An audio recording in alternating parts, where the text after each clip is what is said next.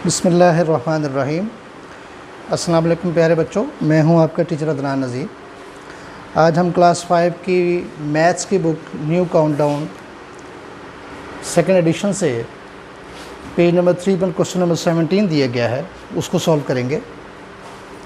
इस क्वेश्चन में आपको कुछ नंबर्स दिए गए हैं जो कि मिक्स्ड फ्रैक्शंस के अंदर लिखे हुए हैं और आपसे कहा गया है कि इन नंबर्स को डेसिमल्स में लिखें।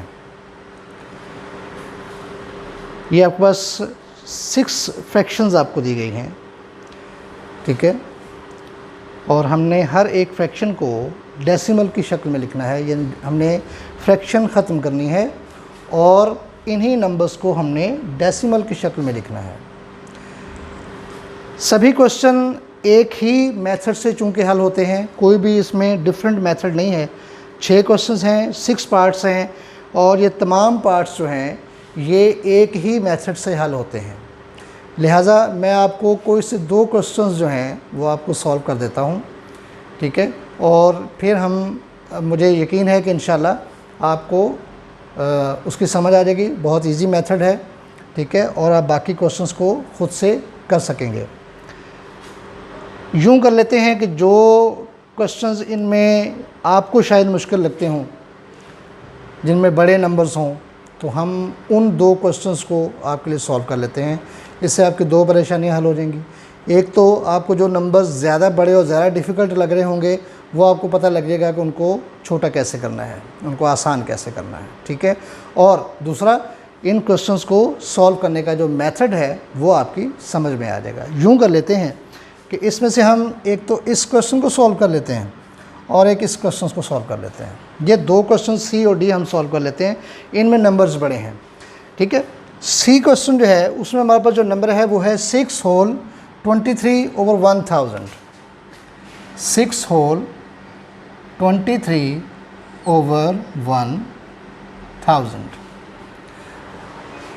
आइए हम सबसे पहले जो मिक्स्ड फ्रैक्शन है हम इसको ख़त्म करते हैं, ठीक है।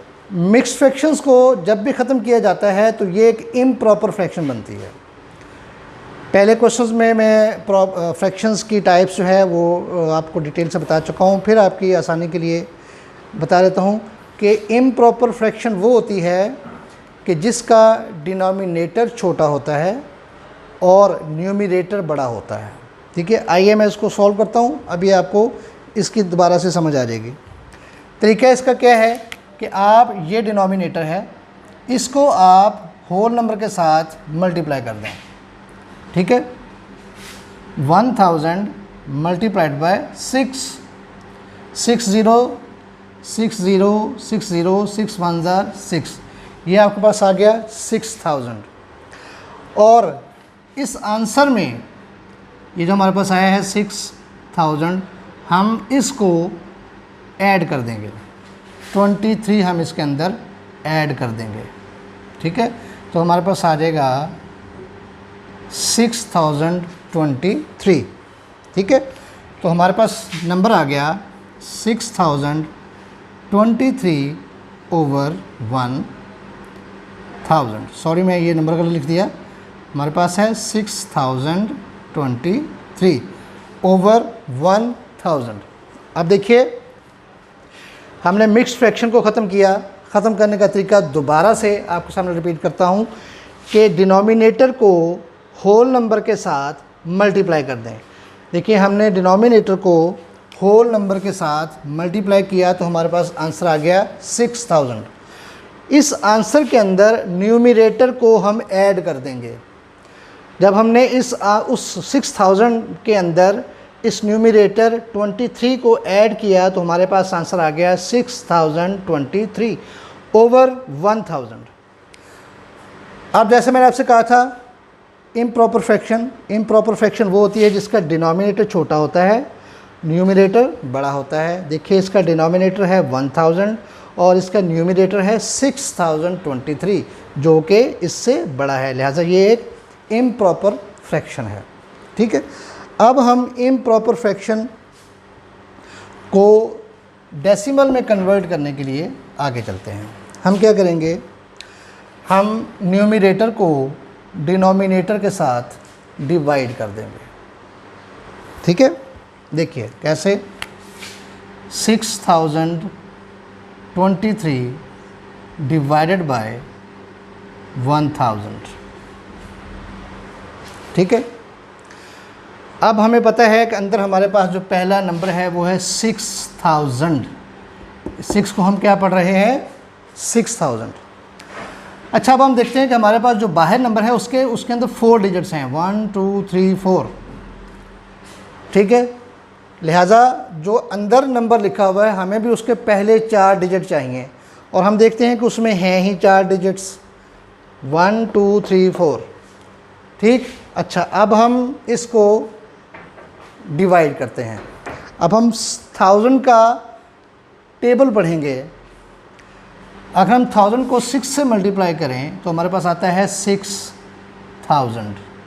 अब हम 6023 में से 6000 को माइनस करेंगे तो हमारे पास आंसर आ जाएगा 23।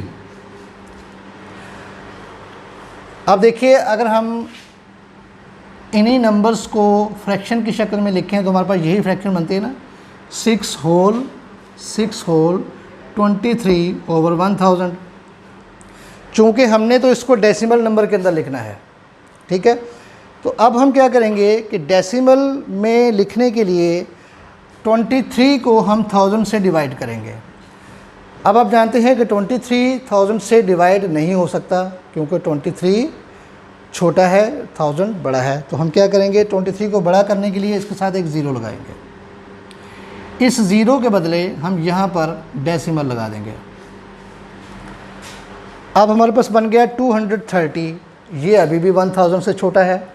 ठीक है, हम क्या करेंगे, हम एक और ज़ीरो इसके साथ ऐड कर देंगे, और इस ज़ीरो के बदले हम यहाँ पर एक ज़ीरो लगाएंगे। ठीक है, अब हमारे पास जो नीचे नंबर है वो है 2300, जो कि 1000 से बड़ा है। अब हम इसको जब डिवाइड करेंगे तो अब हम 1000 का टेबल पढ़ेंगे 2 तक, तो हमारे पास आ जाएगा 2000।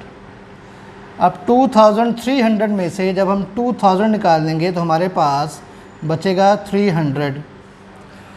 अब हमने 300 को डिवाइड करना है 1000 के साथ, नहीं हो सकता, 300 छोटा है। 300 को बड़ा करने के लिए हम क्या करेंगे, एक ज़ीरो यहाँ पर लगाएंगे, और इस ज़ीरो के बदले में हम एक ज़ीरो यहाँ पर लगा देंगे। अब हम 1000 का टेबल जब पढ़ेंगे 3 तक तो हमारे पास आंसर आ जाएगा 3000। जब हम इनको आपस में माइनस करेंगे तो हमारे पास आंसर कुछ नहीं बचेगा, ज़ीरो आएगा। तो अब हमारे पास जो आंसर आया डेसिमल के अंदर वो है 6.23। ठीक है जी, सी क्वेश्चन को हमने सॉल्व किया है। ठीक है, सी क्वेश्चन को हमने सॉल्व किया है, तो हमारे पास इसका जो आंसर आया है वो आया है 6.23।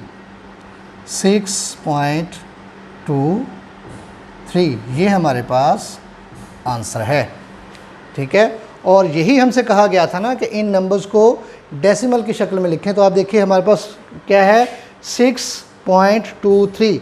ये नंबर हमारे पास डेसिमल की शक्ल में है, लिहाजा ये क्वेश्चन हमारा जो था वो सॉल्व हो गया और इसका आंसर हमारे पास ये आ गया 6.23।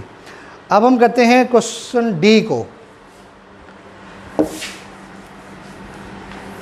बिल्कुल इसी मेथड से होगा जैसे मैंने आपको पहले बताया कि तमाम क्वेश्चन जो हैं वो एक ही मेथड से हल होते हैं। ठीक है, अब डी जो है वो है हमारे पास 9 होल 31/250। अब वही पहले वाला तरीका, क्या किया था हमने पहले, हमने डिनोमिनेटर को होल नंबर के साथ मल्टीप्लाई किया था। ठीक है, तो अब हम वही करते हैं, 250 को हम 9 के साथ मल्टीप्लाई करते हैं। 9 0 0, 9 5 45, 5 यहाँ लगा और 4 हमने आगे कैरी कर लिया।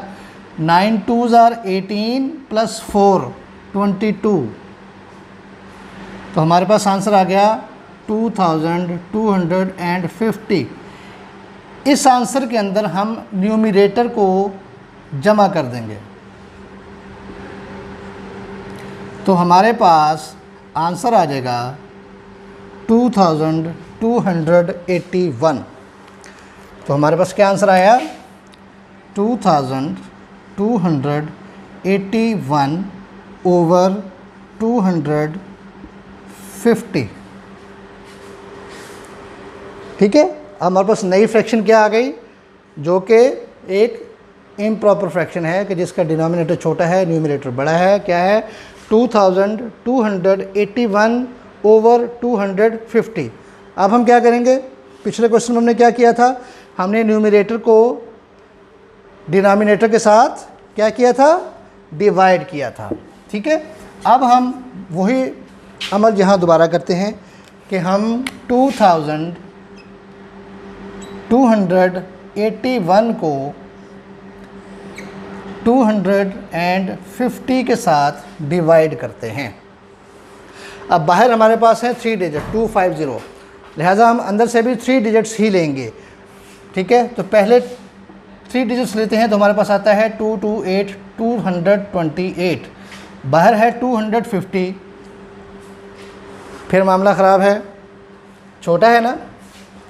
इसका मतलब है कि हम चारों नंबर्स ले लेंगे 2281। ठीक है, अब जब हम इसको सॉल्व करते हैं, अब हमने 250 का टेबल पढ़ना है। 250 का टेबल देखिए, अगर हम इसको 9 तक पढ़ें, 250 को अगर हम 9 से मल्टीप्लाई करें तो हमारे पास आता है 2250। यहाँ देखिए हमने किया था ना, 250 को 9 से मल्टीप्लाई किया था, तो हमारे पास आंसर आया था 2250।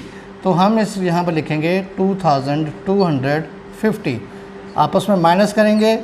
ठीक है, तो हमारे पास जो आंसर बचेगा वो होगा 31। अब हमने 31 को डिवाइड करना है 250 के साथ। ठीक है, 31 तो छोटा है, हम इसको बड़ा करने के लिए क्या करेंगे? इसके साथ 0 का इजाफा करेंगे। इस 0 के बदले हम यहाँ पर 9 के साथ डेसिमल लगा देंगे। अब 250 को अगर हम 1 से मल्टीप्लाई करें तो हमारे पास आता है 250। जब हम इसको माइनस करते हैं तो हमारे पास आंसर आता है 60। ठीक है, अब 60 छोटा है, इसको बड़ा करने के लिए हम 0 यहाँ पर लगाएंगे। इस 0 के बदले 0 हम यहाँ पर लगाएंगे। ठीक है, अब हम देखते हैं कि अगर 250 को हम 2 से मल्टीप्लाई करें तो हमारे पास आंसर आएगा 500, और अगर 3 से मल्टीप्लाई करें तो आंसर हमारे पास आएगा 750।